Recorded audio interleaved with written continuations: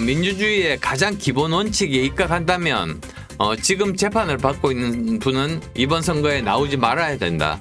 오히려 5개의 재판을 모두 다 통과를 해서 무죄를 받으면 네. 떳떳하게 나오시라. 저는 그렇게 말 드리고 싶습니다.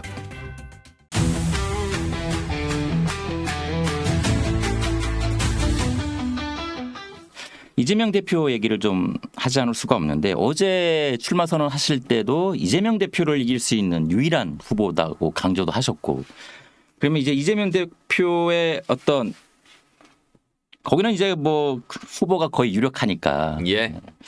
경선 과정에서의 어떤 그 뭐 잡음이라고 해야 될까요? 갈등이라고 해야 될까? 뭐 그런 건 좀 어떻게 예상하세요? 있을 수 있습니까? 아니면 있을 수도 있겠죠. 항상 그 경선 때 보면 그동안에 외부에서는 몰랐던 어떤 새로운 비밀 같은 것들이 튀어나오지도 않습니까? 네. 사실 뭐 그런 것도 있지만 뭐 무난하게 결국은 저 이재명 대표가 그 민주당의 대통령 후보가 될 거라고 그렇게 생각합니다. 잡음이 없을 수밖에 없는 게 항소심에서 무죄가 나왔잖아요. 만약에 예. 유죄가 나왔다면 비명계에서도 뭐 흔들 수 있는 그런 요소들이 있을 텐데 예. 무죄가 나오면서 근데 또 리스크 사법 리스크는 계속 안고 대선을 치러야 된단 말이죠. 예. 이 부분은 어떻게 보십니까? 사법 리스크를 그러니까 안고 제가 제일 원칙적으로 말씀드릴게요. 민주주의에서 가장 중요한 건 선거입니다. 예. 근데 선거는 유권자가 이 후보자들의 모든 것을 다 안 상태에서 모든 정보를 다 안 상태에서 가장 최적의 후보를 뽑는 게 그게 제대로 된 선거입니다. 근데 어떤 후보가 있는데 이 후보가 5개의 재판을 받고 있어요. 그리고 유죄가 날지 무죄가 날지 모르는 그런 상황입니다. 근데 그런 상태에서 어떻게 그 유권자가 이 후보자를 선택하느냐 마느냐 그걸 결정할 수가 있겠습니까? 그래서 저는 민주주의의 가장 기본 원칙에 입각한다면 지금 재판을 받고 있는 분은 이번 선거에 나오지 말아야 된다. 오히려 5개의 재판을 모두 다 통과를 해서 무죄를 받으면 검증을 그때 받으면, 네. 떳떳하게 나오시라. 저는 그렇게 말 드리고 싶습니다. 그러니까 불확실성을 안고 있는 후보다 이렇게 보면 될까요? 네, 그렇습니다. 그래도 그 뭐 생각하시는 이재명 대표만의 강점 이런 게 있을 텐데요. 뭐 저분이 가지고 있는 저거는 좀 배울만하다, 좋다, 뭐 이런 건 없습니까? 이재명 대표. 저는 전혀 없습니다. 아 전혀 없어요. 왜 그러냐면 단호하신데. 뭐 예를 들면 하나의 옛날 스토리인데요. 네. 2020년 총선 때 이런 일이 있었습니다.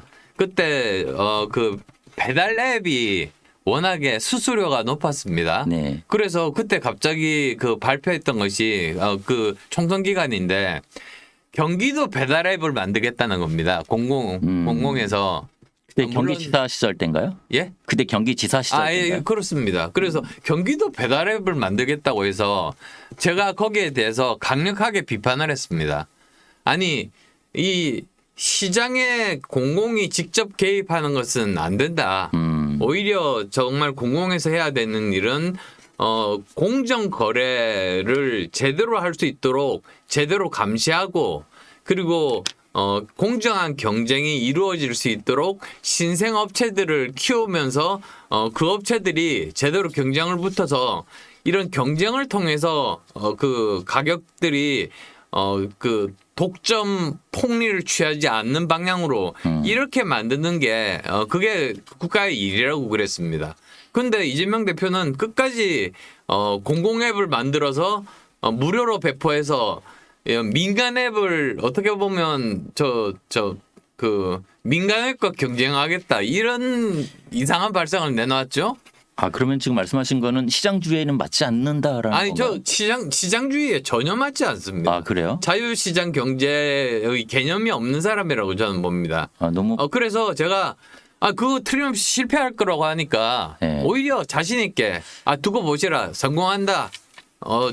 그러면서 저한테 거의 참 입에도 담지 못할 욕을 하더라고요. 아 그래요? 예. 그 욕이 어떤 내용인지 궁금하긴 한데 여기서 여쭙지는 않겠습니다. 형수한테 한 욕만큼은 아닙니다. 네, 그건 여쭙지 않겠습니다. 예. 방송이니까. 예, 근데 결국은 실패했습니다. 아 그래요. 예, 근데 그 실패에 대해서 지금도 말을 하지 않습니다. 그러면은 오늘 이제 저희 MBN에서 이 프로그램에서 방송이 나가면 그러니까 시장주에 전혀 어울리지 않는 후보가 이번 대선을 뭐 노린다. 예, 그렇습니다. 이런 내용으로 나가면 반박이 들어올 것 같은데 괜찮으시겠어요? 아유, 좋습니다. 저는 그래요? 제발 좀 반박 좀 해줬으면 좋겠어요. 그러면 언제 한번 두 분을 모셔가지고 그 부분을 여쭈는 것도 재밌을 것 같긴 한데 아무튼 약점은 많은데 강점은 없다 이렇게 보시는 거네요. 예, 그렇습니다. 아니 그리고 저 사실 저 뭐 비교를 하자면 네. 일단은 자, 첫 번째 도덕성. 예. 아니 거기는 전과 사범에다가 지금 12개의 혐의에 5개의 재판을 받고 있지 않습니까? 네네. 저는 전과도 없고 세금 체납도 없고 네. 청렴하시다. 군대 39개월 갔다 왔습니다. 예, 길게 갔다 오셨네요. 예, 군의관이다 보니까. 네네. 그다음에 또 저는 전문성이 있죠.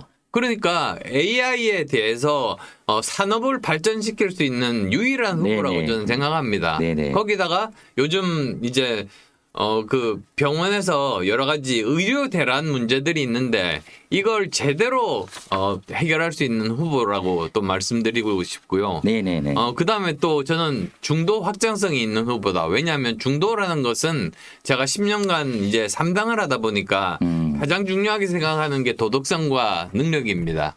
그래서 민생고를 제대로 해결할 수 있고 이런 그 여러 가지 서민 경제를 해결할 수 있는 분을 원하는데 거기에 저는 적격인 사람이죠. 네네네.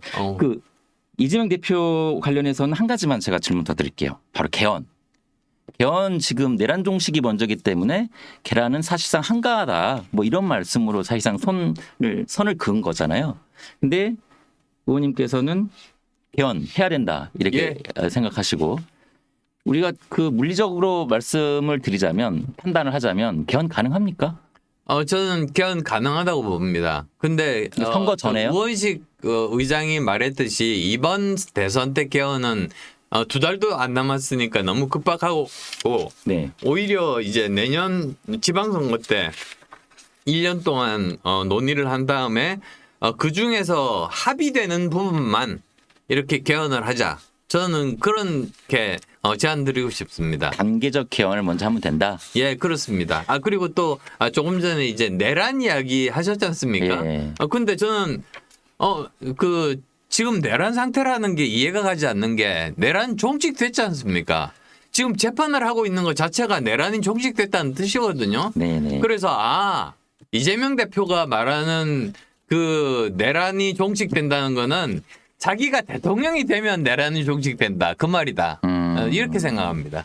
그렇군요. 근데 그 이제 뭐 수사도 남아 있고 예. 재판도 있고 그걸 다 끝낸 다음에 새로 시작하겠다라는 의미 아닐까요? 내란 종식이라는 말 자체가.